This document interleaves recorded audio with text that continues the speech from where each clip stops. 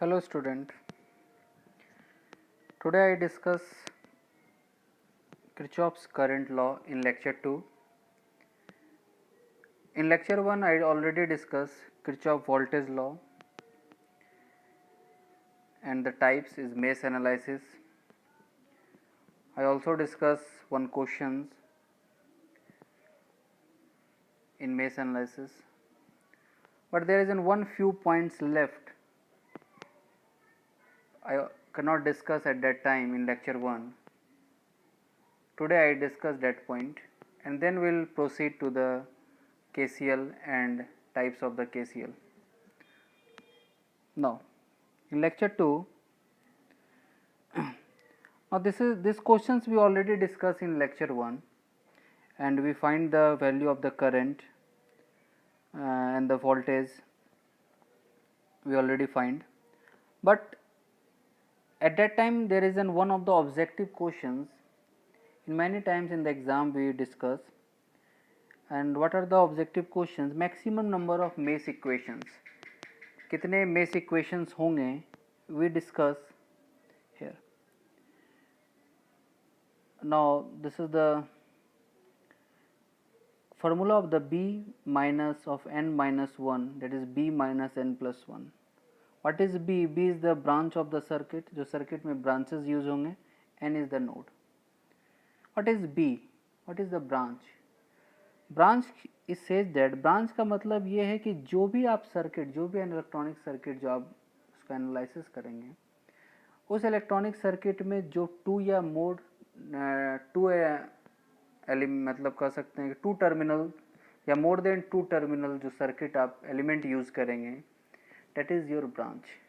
जैसे एग्जांपल पे यहाँ पर देखिए, ये जो आपका वोल्टेज सोर्स है, this is the two terminal, this is your voltage source and this is the terminal 1 and this is the terminal 2. This is the terminal 1 is the higher potential and terminal 2 is the ground, and this is the resistance. You see the resistance, it is resistance is look like this, and ये जो resistance है, this is also the two terminal, and this is the resistance, this is the resistance and this is the supply voltage. तो branch क्या होगा? Branch होगा कि we will be count two terminal या more than two terminal elements कितने आपके circuit में use हो रहे हैं, डेट इज योर ब्रांच. अब हम देखते हैं कि कितने यूज हो रहे हैं, 1 2 3 4 एंड 5. तो we say that there is an 5 branches. अब व्हाट इज नोड? नोड की बात करते हैं तो नोड का मतलब ये है कि टू या more than two elements are connected at the point is called as node. एक, दो या दो से ज़्यादा अगर एलिमेंट्स आपके कनेक्ट होते हैं किसी भी पॉइंट पर, उसको हम लोग क्या करते हैं, नोड. तो there is an one node. यहाँ पर देखिए ये पोटेंशियल का एक पॉइंट और इस रेजिस्टेंस का एक पॉइंट कनेक्ट है, तो this is the one node. इस रेजिस्टेंस का अनदर टर्मिनल, इस रेजिस्टेंस का वन टर्मिनल और इस रेजिस्टेंस का वन टर्मिनल इस पॉइंट पर कनेक्ट है, तो इसको हम लोग कहेंगे कॉमन नोड, क्योंकि इस तीनों रेजिस्टेंस का ये एक नोड जो है वो कॉमन है. ठीक है. जैसे मान लीजिए कि आपके 3 दोस्त हैं और तीनों दोस्त एक ही कॉलेज में जा रहे हैं. ठीक है, ये आपका कॉलेज है, तो तीनों दोस्त एक ही कॉलेज में जा रहे हैं, तो क्या कहते हैं, हम लोग का जो कॉलेज है, दिस कॉलेज इज कॉमन. इसका मतलब ये है कि आपका तीनों का एक ही कॉलेज है, it is a common college. तो it is said that there is an same meaning here. तो इस तीनों टर्मिनल के तीनों जो आपके एलिमेंट्स हैं, तीनों एलिमेंट का एक कॉमन पॉइंट है दिस नोड. ठीक है. Now here this another terminal and this is the another node. We say this is the another node, this is the 1 minute explain. Okay. Now तो this is the node 1, this is node 2 and this is node 3. Here this is also the common node. कैसे? इस terminal का ये point, इसका भी same connect है और इसका भी क्या है, सेम टर्मिनल इसी से कनेक्ट. मतलब एक कॉमन वायर हमने लेकर इस तीनों टर्मिनल को शॉर्ट कर दिया. हम ऐसा कर सकते हैं कि इस टर्मिनल को आप अगर इसको ऐसे यहाँ कनेक्ट कर दें और इस टर्मिनल को लाकर यहाँ कनेक्ट कर लें, कोई प्रॉब्लम है? कोई प्रॉब्लम नहीं, क्योंकि तीनों पार्ट आपका क्या हो जा रहा है, ग्राउंड. इसका मतलब तीनों का एक पॉइंट कॉमन है, तो दिस इज द नोड 4. तो आपका जो फॉर्मूला जो मैक्सिमम नंबर ऑफ इक्वेशंस जो मैंने कहा था, वो मैक्सिमम नंबर इक्वेशन का फॉर्मूला क्या है, b minus n plus one.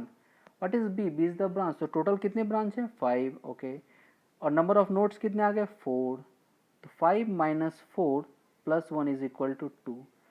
2 क्या आ गया, this is the maximum number of equation, that is the maximum number of loop equations. आप एक चीज़ ध्यान रखें, ये हमने एक वर्ड यूज़ किया maximum.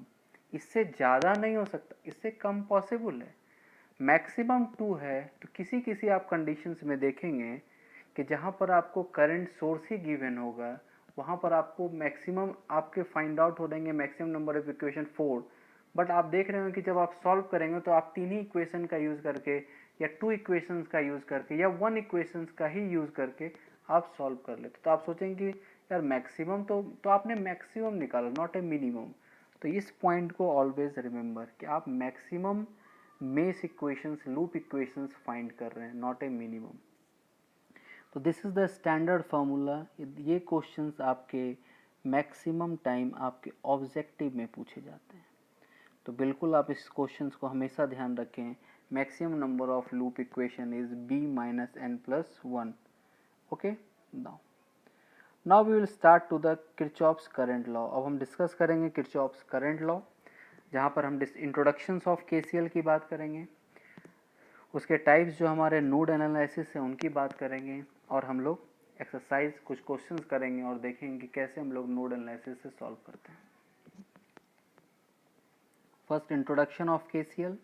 Kirchhoff current law is sometimes called Kirchhoff first law. Kirchhoff first law के नाम से भी हम लोग केसीएल को जानते हैं, किरचॉफ्स करंट लॉ. तो this is an objective question. Kirchhoff's first law is also known as, that is KCL. ठीक है. In this lesson it will be shown how Kirchhoff's current law describe the current flow through the junction. इस lectures में हम लोग discuss करेंगे कि कैसे current inside the circuit flow करता है. We will be discuss here. Now discuss KCL helps solve unknowns and when working with an electrical circuit. KCL हमें हेल्प करता है टू सॉल्व अननोन्स, जो अननोन वेरिएबल्स होंगे उसको फाइंड आउट करने में हेल्प करता है by using this KCL. KCL with the addition of KVL and Ohm's law will allow for the solution of complex circuit. जब हम कॉम्प्लेक्स सर्किट की बात करते हैं तब वहाँ पर हम लोग जहाँ पर मल्टीपल लूप्स कनेक्ट होंगे, इनर लूप्स भी कनेक्ट होंगे, तो वहाँ पर हम लोग मेश एनालिसिस का यूज़ करके, नोड एनालिसिस का यूज़ करके और ओम्स लॉ को फॉलो करते हुए हम लोग कॉम्प्लेक्स से कॉम्प्लेक्स सर्किट को भी सॉल्व कर सकते हैं. अगर हम ये देखते हैं कि अगर हम कॉम्प्लेक्स सर्किट को सॉल्व सिर्फ केसीएल का यूज़ करके नहीं, KCL, KVL and Ohm's law को फॉलो करते हुए हम लोग सॉल्व करेंगे. Now definition that we help in understanding Kirchhoff's current law. Junction, a junction in any point in a circuit where two or more circuit paths come together. The word is says that junction का मतलब ये है कि जहाँ पर मैंने word node का के, node is also called a junction, मतलब टू और more elements meet at a point is called as your junction. ठीक है. आप देखते होंगे, फॉर एग्जाम्पल के तौर पर देखिए, अब जैसे पटना एक जंक्शन है, उसे जंक्शन क्यों कहते हैं? ऐसा नहीं है कि आप हर स्टेशन को आप जंक्शन कहें, ऐसा नहीं. आप देखिए कभी, जहाँ जंक्शन का मतलब ये होता है दो या दो से ज़्यादा वहाँ से रास्ता निकलता है. आप पटना से दिल्ली आ सकते हैं, आप पटना से भागलपुर जा सकते हैं, आप पटना से राजगीर जा सकते हैं, आप पटना से गया जा सकते हैं. तो एक पटना जंक्शन क्यों हुआ? क्योंकि आप पटना से मल्टीपल जगह, मल्टीपल प्लेसेस रीच कर सकते हैं. So it is a junction. तो the meaning is junction is that two और more elements meet at a point is called as your junction. मतलब दो या दो से ज़्यादा अगर उस पॉइंट को मीट करता है तो उसे हम लोग जंक्शन कहेंगे. एक नॉट ए जंक्शन. सिंपली आप अपने लाइफ में देखिए, कभी आप ट्रेन से ट्रैवल कीजिए तो देखिए कोई जो स्टेशन जंक्शन नहीं है, इसका मतलब वहाँ से एक ही वही जो रास्ता जो आप जा रहे हैं वही रास्ता, उससे वहाँ पर मल्टीपल पाथ्स नहीं जनरेट हो रहा है, मल्टीपल पाथ्स वहाँ से फॉर्म नहीं हो रहा है, तो उस स्टेशन को आप जंक्शन नहीं कहेंगे.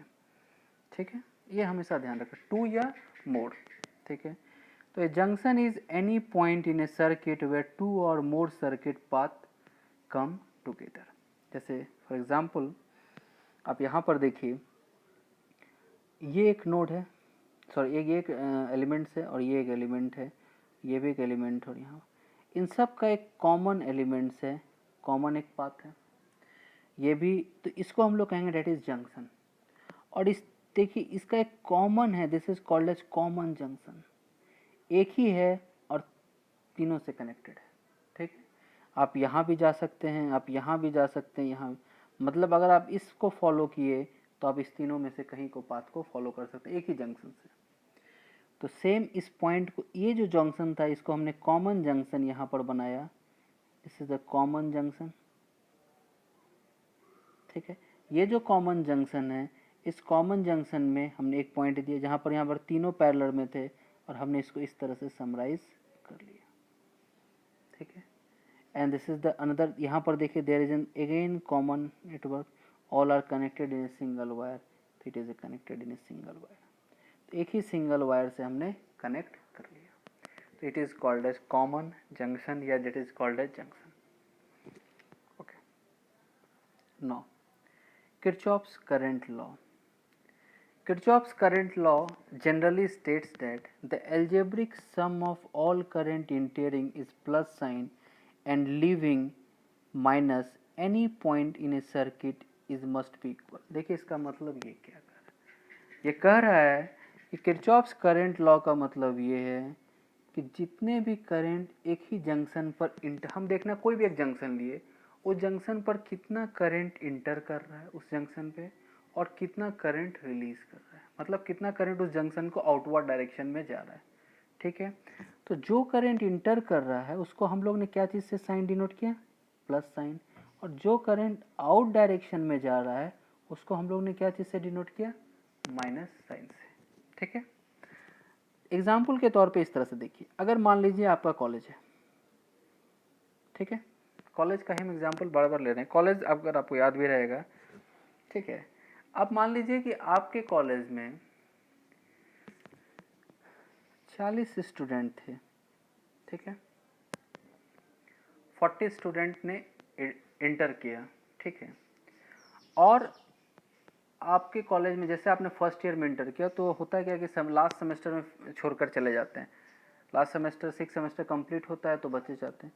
तो मान लीजिए कि टोटल 40 स्टूडेंट आपके पूरे ओवरऑल कॉलेज में हैं, जिसमें से लास्ट सेमेस्टर के 10 स्टूडेंट छोड़कर चले गए, 6 सेमेस्टर में बच्चे अपना कंप्लीट हुआ वो 10 के चले गए, तो कितने, अगर कॉलेज में कितने स्टूडेंट एडमिट हैं, टोटल 30। तो आपने क्या किया, 40 जो 10 स्टूडेंट्स आपके छोड़कर चले, मतलब जिनका सेमेस्टर कंप्लीट हो गया या छोड़कर चले गए, कितने टोटल बचे, 30 स्टूडेंट्स बचे।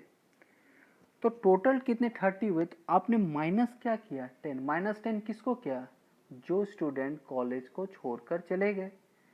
सेम पॉइंट यहाँ पर भी है कि जो करंट इंटर कर रहा है उसे हम पॉजिटिव, मतलब जो आपके कॉलेज में एडमिशन ले रहा है, जो आपके कॉलेज का स्टूडेंट अभी है, दैट इज प्लस, जो आपके कॉलेज को छोड़ रहा है दैट इज योर माइनस, उसको हम लोग हटा देंगे क्योंकि वो हमारे कॉलेज का नहीं स्टूडेंट है। तो टोटल स्टूडेंट की बात की जाए तो जो स्टूडेंट हैं minus this.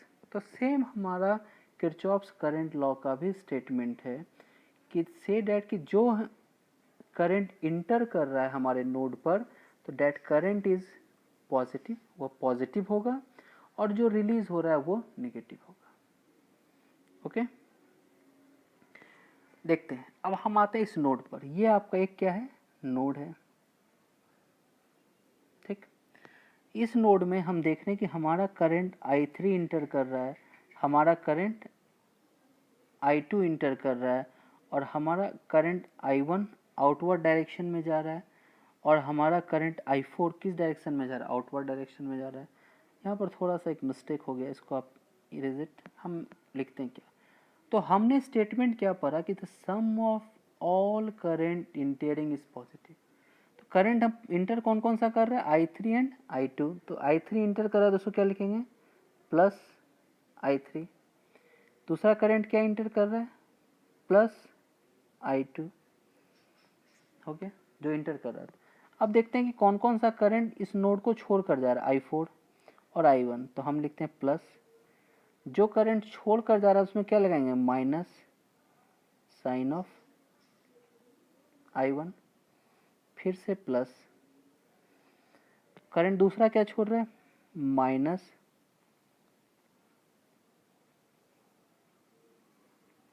I4 is equal to 0, यही हो रहा है। The algebraic sum of all current entering positive, तो जितने भी करंट इंटर कर रहे हैं वो positive, and leaving any point in the circuit must be equal to, तो जो करंट रिलीव कर रहे हैं आउटसाइड द नोड जा रहे हैं वो माइनस और इक्वल टू क्या हो गया, 0। तो क्या हम इसको इस तरह से लिख सकते हैं, I3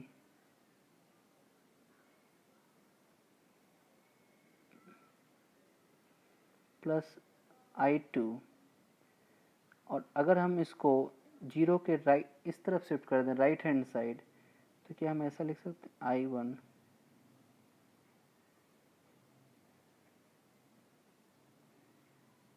प्लस I4, क्या ऐसा लिख सकते हैं।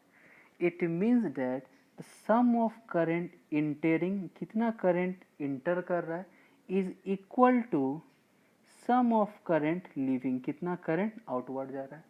तो ये केसीएल का स्टेटमेंट है कि sum of current enter is equal to the sum of current leaving. ठीक है, no we go, this is the restatement that the sum of current into the junction, that is I3 and I2 junction में inter कर रहा है, is equal to the sum of current out the junction, जो current से out direction में जा रहा है। Now another statement, another method हम देखते हैं। The algebraic sum of all current entering is positive, algebraic जितने भी करंट इंटर कर रहे हैं positive, and the algebraic sum that is negative, that is relieving any point junction in a circuit must be equal to 0। चलिए हम लोग यहाँ पर देखते हैं, ये हमारा क्या है, एक नोड है। अब हम इस नोड में देखते हैं कौन कौन सा करंट इंटर कर रहा है। तो देखिए I1 करंट इंटर कर रहा है, I2 करंट इंटर कर रहा है और I3 करंट इंटर कर रहा है। I4 और I5 करंट जो है आपका वो नोड से आउटवर्ड डायरेक्शन में जा रहा है। तो हमें पता है कि जो जो करंट इंटर करता है उसका साइन क्या होगा, पॉजिटिव। तो लिखते हैं first I1 plus I2 plus I3 all are positive, then plus current I4 कहाँ जा रहा है, आउटवर्ड, तो माइनस I4, फिर प्लस करंट I5 किस डायरेक्शन में, नोड से आउटवर्ड डायरेक्शन में, तो माइनस इज इक्वल टू 0। अब यहाँ पर हम देखते हैं, यहाँ पर एक स्टेटमेंट थोड़ा सा समझने के लिए, हमारे माइंड में एक चीज़ सेट नहीं होना चाहिए। वो क्वेश्चंस क्या है, अभी यहाँ पर देखिए कितने करंट इंटर कर रहे हैं, 3 करेंट्स आर इंटर, बट कितने करंट आउटसाइड जा रहे हैं, 2 करंट। तो हमारे दिमाग में कभी ये सेट नहीं होना चाहिए कि अगर 3 करंट इंटर कर रहे हैं तो 3 करंट आउटवर्ड जाएंगे, नो। फिर से मैं एक कॉलेज का एग्जांपल लेता हूँ कि मान लीजिए फर्स्ट ईयर में आपके इलेक्ट्रॉनिक्स में 40 स्टूडेंट ने एडमिशन लिया, थर्ड सेमेस्टर आते आते 2 स्टूडेंट को कैरी बैक लग गया, तो कितने स्टूडेंट है, 38 स्टूडेंट। फिर 38 स्टूडेंट जब 6 सेमेस्टर रिलीज करते करते 4 स्टूडेंट को और कैरी लग गया, कितने स्टूडेंट बचे, 34। तो टोटल कितने स्टूडेंट पास आउट हुए, 34 स्टूडेंट। इंटर कितना किए थे, 40 स्टूडेंट, आउटवर्ड कितना गए, 34 स्टूडेंट, 6 स्टूडेंट आपके पीछे रह गए। इसका मतलब केसीएल भी सेम है। ये हमें हमेशा नहीं ध्यान रखना कि अगर 3 करंट इंटर किए तो हम 3 करंट फाइंड कर रहे हैं कि नहीं, हमारे 3 करंट तो आउटवर्ड में नहीं है, का मतलब ये नहीं, एल्जेब्रिक सम का मतलब ये नहीं है। जितने करंट इंटर किए या तो उससे ज़्यादा या तो उससे कम आपका होगा। ओके, तो here the 3 current entering the node I1, I2 and I3 are all positive। यहाँ पर देख रहे थे I1, I2, I3 are positive, and 2 currents leaving the node I4, I5, this is negative value। this mean that this is the rewrite the equation। अगर हम rewrite the equation करें तो क्या होगा, I1 plus I2 plus I3 minus I4 minus I5 is equal to 0। Now we discuss to the node analysis। Now in node analysis using KCL to solve for voltage at each common node of the network and hence determine the current through and voltage across each element of the network. देखिए KCL अगर हमें node analysis करना है तो जितने भी nodes हैं उस नोड पर हम लोग एक आर्बिट्री वोल्टेज पुट कर देंगे. याद रखिएगा जितने भी आपको नोड्स होंगे उस नोड पर हम लोग वोल्टेज असाइन कर देंगे. ठीक है, नोड एनालिसिस का मेथड करने के लिए जैसे हम लोग केवीएल की बात करें तो हमें जितना भी लूप मिल रहा था उतने लूप में हम लोग डिफरेंट करंट डिफाइन कर रहे थे. जितने भी आपको डिफरेंट नोड्स मिलेंगे उस नोड पर आपको वोल्टेज असाइन कर देना है. जहाँ पर वहाँ करंट असाइन कर रहे थे यहाँ पर हमें वोल्टेज असाइन करना है और नोडल एनालिसिस अप्लाई करना है. चलिए फर्स्ट कॉमन नोड हम फाइंड करेंगे. Common node determine the number of common nodes and the reference node within the network. Current directions KCL apply करेंगे and then solve equation and determine current and voltage. Now this is an exercise. This circuit in this exercise we already discussed in the lecture 1 in KVL analysis. जब हम KVL analysis lecture 1 में discuss already कर चुके हैं but वहाँ पर हम लोग मेश मेथड का यूज़ किए थे. अब यहाँ पर हम लोग कौन सा मेथड यूज़ करेंगे? Nodal method. नोड एनालिसिस करेंगे. नोडल एनालिसिस हम लोग यहाँ पर सेम इक्वेशन में करेंगे और मैच करेंगे क्या जो करंट का इक्वेशन हमने लेक्चर 1 में फाइंड किया क्या हमने सेम लेक्चर जो अभी फाइंड करेंगे क्या सेम करंट है. तो मेथड डिफरेंट होगा बट वैल्यूज ऑलवेज सेम आएगा. ठीक है, तो पहला हमारा क्या है कि जितने भी डिस्टिंक्ट नोड हैं डिफरेंट नोड्स हैं वहाँ पर हमें क्या अप्लाई करना है? Voltage. Now we go. This is the one common node. सारे कॉमन नोड हैं तो थोड़ा सा okay. No this is an common node. So हमने यहाँ पर जैसे कॉमन नोड है हमने एक वोल्टेज बी अप्लाई कर दिया. ओके नाउ अब हम देखते हैं कि यहाँ पर भी एक कॉमन नोड है और यहाँ पर भी एक कॉमन नोड है. Sorry common node it's a node is a reference node.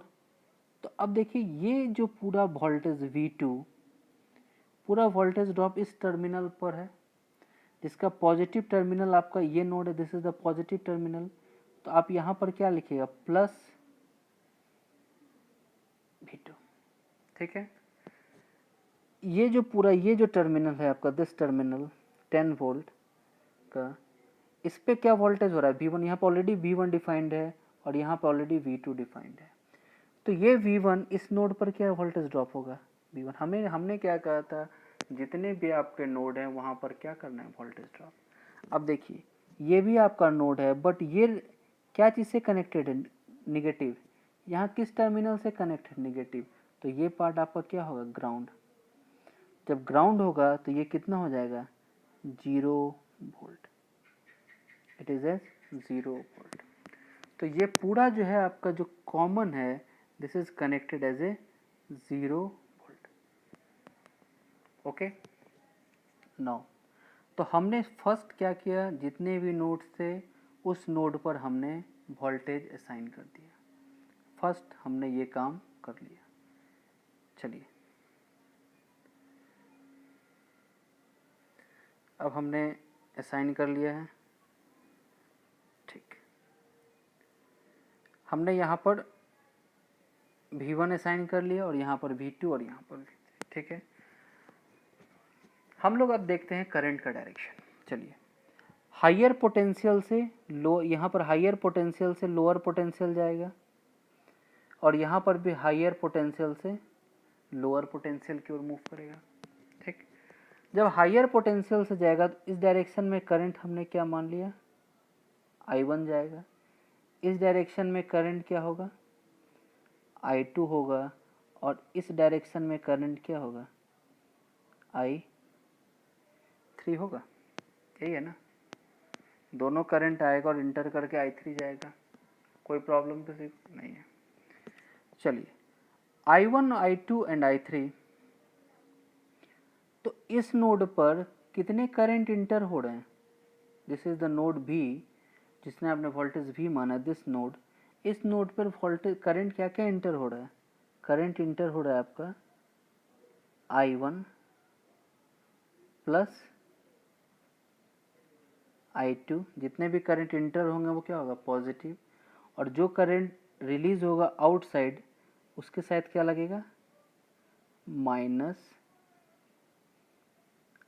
I3 is equal to 0, ये होगा,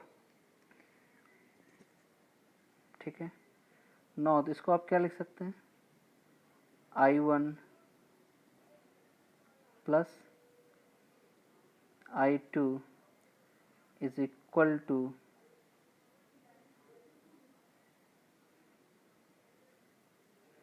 I3, I1 plus I2 is equal to I3। यहाँ तक कोई प्रॉब्लम नहीं, जस्ट हम लोग KCL के फॉलो करते चले जा रहे हैं ना, इंटर की। अब नेक्स्ट हमने यहाँ पर एक इक्वेशन लिखा नेक्स्ट स्लाइड में, I1 is equal to V1 minus V is divide by 10। देखते हैं क्या इसका मतलब है। देखिए दिस I1, ये जो करंट I1 है इसका डायरेक्शन क्या है, इस पोटेंशियल से, सॉरी इस पोटेंशियल V1 से V, this potential difference divide by this resistance is equal to I1 होगा। We see this potential, I erase all this thing.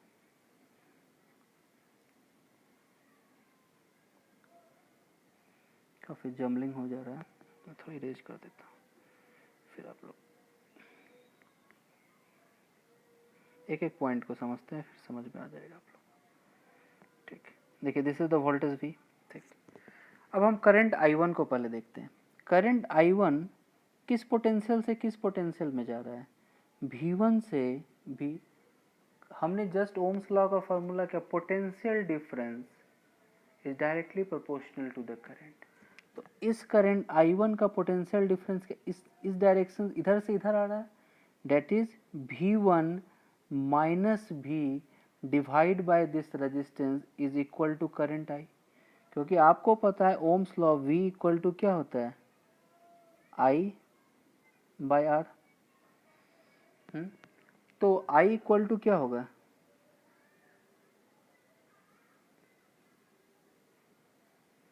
V by R, is it possible?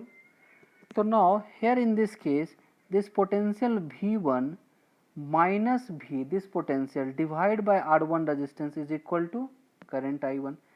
तो मैंने क्या लिखा यहाँ पर देखिए, current I1 is equal to V1 minus V divide by resistance R1 की value कितना है 10, ओके। नाउ करंट I2 की ओर चलते हैं। Now this current I2, this is the direction of current I2। now this potential, this node has an potential is V2, और इस node से इस नोड की ओर करंट आ रहा है, तो आप क्या लिखिएगा, that is V2 minus V divide by 20, this is equal to current I2, this is I2, V2 minus V divide by 20 is equal to R2। Current I3 देखिए, now see the current I3 is in this direction, इस node से इस node में आ रहा है, और इस node के वोल्टेज आपको पता है कितना वोल्ट है 0 वोल्ट, क्योंकि ये ग्राउंडेड है। तो जब ये ग्राउंडेड है तो 0 वोल्ट है, तो V minus 0 divide by 40, it is seen that V minus 0 divide by 40 is different as a current I3, okay. Now अब हम लोग क्या करेंगे कि हमें पता है I1 प्लस I2, आपको पता I1 plus I2 divide by I3 is equal to I1 plus I2 is equal to I3, ये आप लोग को पता है, ठीक। चलिए अब चलते हैं यहाँ पर, टेक नोड A। देखिए ये मैं आपको जो अभी मेथड बता रहा हूँ, अगर आप इस मेथड को समझ गए तो सिंपली आप कोई भी क्वेश्चंस को सॉल्व करना स्टार्ट कर देंगे। ठीक है। अब देखिए मैं एक सिंपल मेथड बता रहा हूँ, इस मेथड को आप समझिए। जो मैंने आपको अभी मेथड बताया वो मेथड आपने देखा। अब एक सिंपल मेथड देखिए, बहुत ही इजी मेथड है जिससे आप किसी भी नोडल क्वेश्चंस को सॉल्व कर लेंगे। 9 देखते हैं वो मेथड क्या है। ठीक, हमने इस नोड को माना V, इस नोड को माना V2, इस नोड को माना V1। ये नोड का पॉजिटिव है तो यहाँ पर आप पॉजिटिव साइन दीजिए, यहाँ पॉजिटिव, क्योंकि ये भी पॉजिटिव है तो मैंने पॉजिटिव दिया और ये ऑलरेडी पॉजिटिव है। ठीक, अब समझिए कैसे लिखना होता है। जो नोड आपका वेरिएबल नोड है, जो आपका अननोन नोड है, अननोन वोल्टेज है, यहाँ पर आपका अननोन वोल्टेज जो है वो है आपका V। आपको V1 की वैल्यू पता है, V1 की वैल्यू आपको पता है कि 10 है, और V2 की वैल्यू आपको पता है कितना है, 20 है, ये आपको पता है। तो आपके पास वेरिएबल क्या है, V। जो भी नोड आपके पास गिवन है उस नोड को मान लीजिए एज ए डोमिनेंट नोड। वो नोड आपका डोमिनेंट है, आप उसको मान लीजिए डोमिनेंट। और उस नोड से जितने भी एलिमेंट्स कनेक्ट हैं, जितने भी एलिमेंट्स उस नोड से कनेक्ट हैं, नोड दिस और ये जितने भी नोड आपके कनेक्ट हैं, वो सारे नोड का हम उस नोड के क्रॉस हम करंट लिखेंगे। कैसे, देखिए फर्स्ट हम देखते हैं इस नोड से हम इस रेजिस्टेंस R1 की बात करते हैं, ये कनेक्टेड है एलिमेंट। तो कैसे लिखेंगे इक्वेशन, ये देखिए, V minus V1 divide by 10। ये नोड को आप मान लिए हैं dominant node, V minus V1,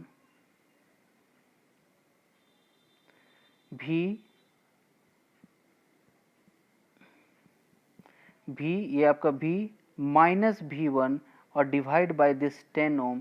तो इसके क्रॉस आपने इसको हायर पोटेंशियल माना है।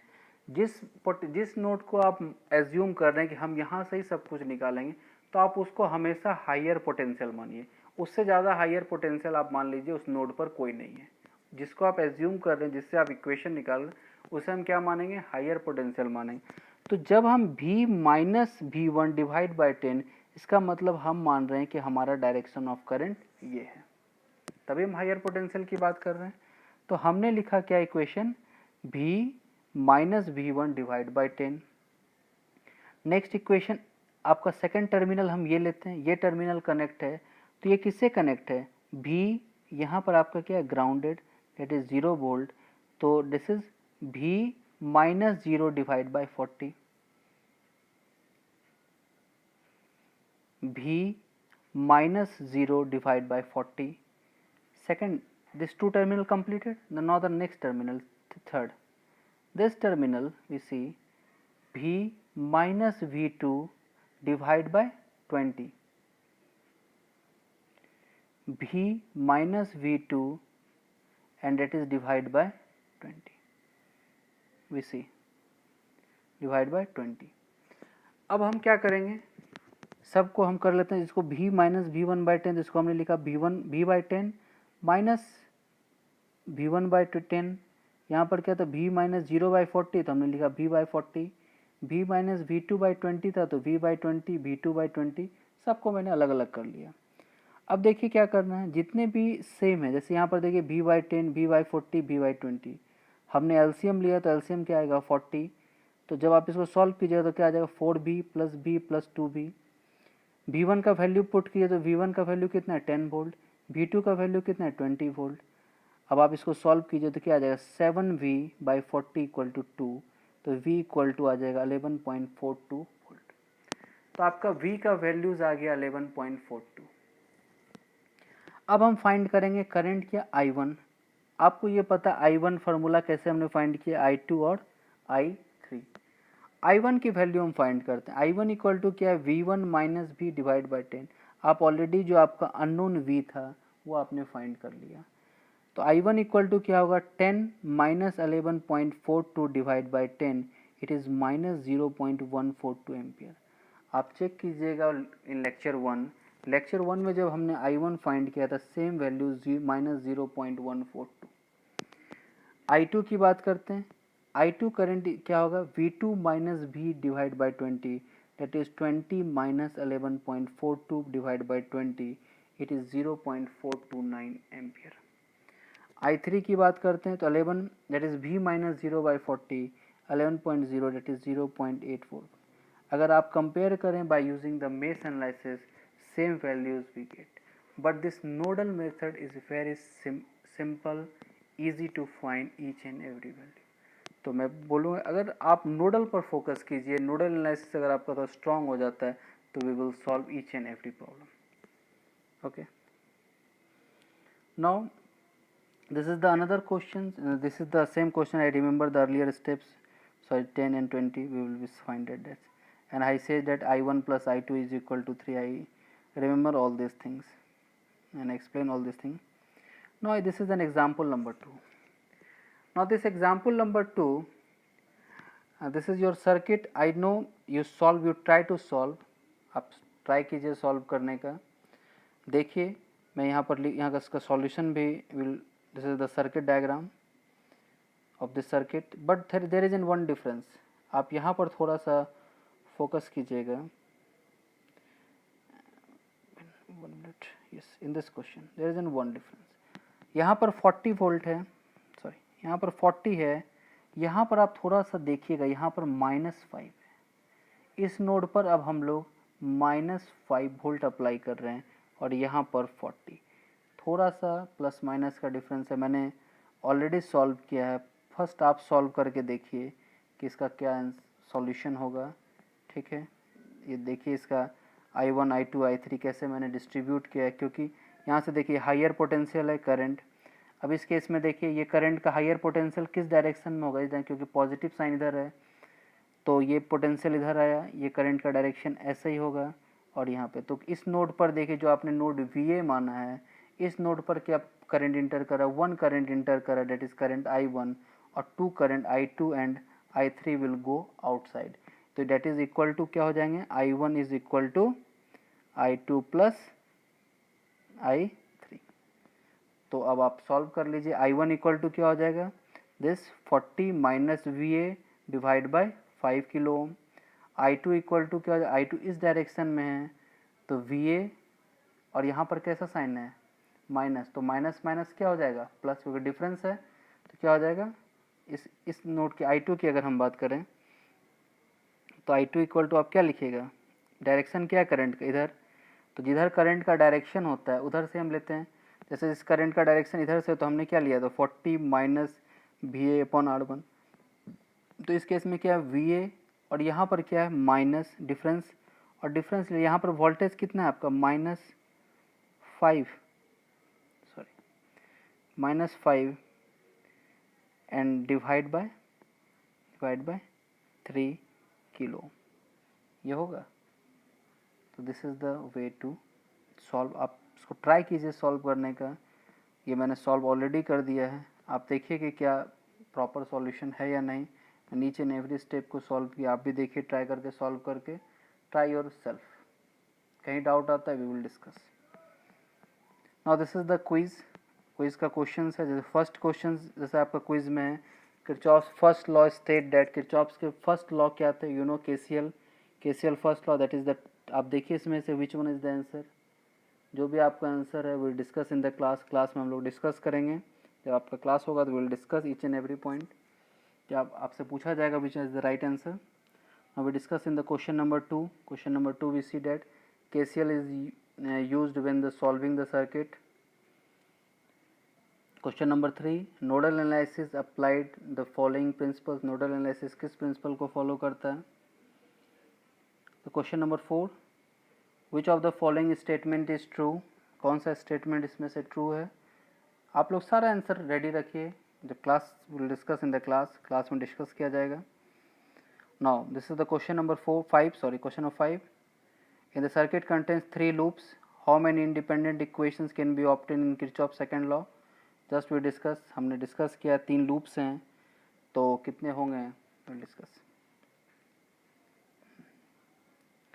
There is in same questions, how many this current I3, there is in one I think, there is in 3 loops, how many independent equations can be obtained, says that Kirchhoff's second law. I will discuss one point. I will discuss here. How much is the current I3 in the node equation? This current I3 will find it. Current I3 कितना होगा? How much the current I4 in the circuit is current I4 find कीजिए. This is the good question. I4 find कर सकते हैं आप. Next, how much the voltage V3 in the closed loop circuit soon? Voltage V3 कितना होगा in the closed loop circuit? ठीक. And suppose there is one missing, I will written. Suppose this is assume 2 ohm. यहाँ पर आप मान लीजिए this is 2 ohm resistance. How to find? Next, how much is the voltage V4 in the closed loop? Voltage V4 find करना है in the closed loop circuit. ठीक.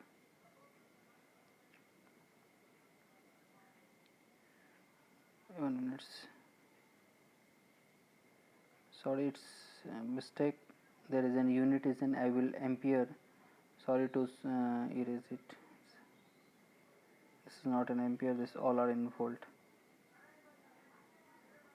Solve it. It's one mistake. Now the last question, find the KCL of the value Rx. Rx find करना in the circuit we will see. ठीक है. Now there is I think there is one question I will discuss here in the last topic, and I think is in this questions. Yeah, and in the today's we discuss starting we will discuss the maximum number of equation possible in the maze. Mess जब loop analysis की बात कर रहे थे तो हमने formula find किया था b minus of n plus 1. जब हम नोडल एनालिसिस की बात करेंगे और जब नोडल एनालिसिस की बात करेंगे और मैक्सिमम नंबर ऑफ इक्वेशंस की बात करेंगे, maximum number of equation for the nodal analysis we written as n minus of 1. n minus of 1 is the maximum number of equations using in the node analysis, that is n minus 1.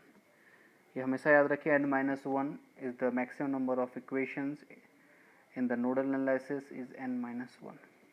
Okay, be remembered. So today in lecture 1 and lecture 2 I conclude here. Lecture 1 and lecture 2 we discuss very important things, that is the one is called as KVL. We used in KVL maze analysis, and today we discuss nodal analysis. These two are very very important, and we understand this technique we solve any circuit in electrical and electronic circuit. अगर आपको ये समझ में नहीं आ रहा है तो आगे चल के जब आप power electronics, microwave, communication system ये सब पढ़ेंगे तो आपको बहुत ज़्यादा प्रॉब्लम्स क्रिएट होगा. इसलिए अगर आपको कहीं भी डाउट है, we will discuss in the class, you will write in the comment box, I will solve each and every problem. But आप इस पर फोकस करें. अगर आपको डाउट हो रहा है समझने में, and then we follow the book, तब आप बुक को फॉलो कर पाएंगे. जो आपका एनालॉग सर्किट का बुक है मिलबिन हल्कियास, तब आप उसे प्रॉपरली फॉलो कर पाएंगे. ठीक है, तो नेक्स्ट क्लास हम लोग डिस्कस करेंगे different type of voltage source, different type चाहे independent voltage source, dependent voltage source, sinusoidal voltage source, और उसके रिलेशंस को थोड़ा देखेंगे. Then we will start the PN junction diode. उसके बाद हम लोग पीएन जंक्शन डायोड स्टार्ट करेंगे, क्योंकि हमें पीएन जंक्शन बेसिक हमें जाना. And then we will understand the transistor, फिर हम ट्रांजिस्टर समझेंगे, and then we will start the ideal amplifiers will discuss.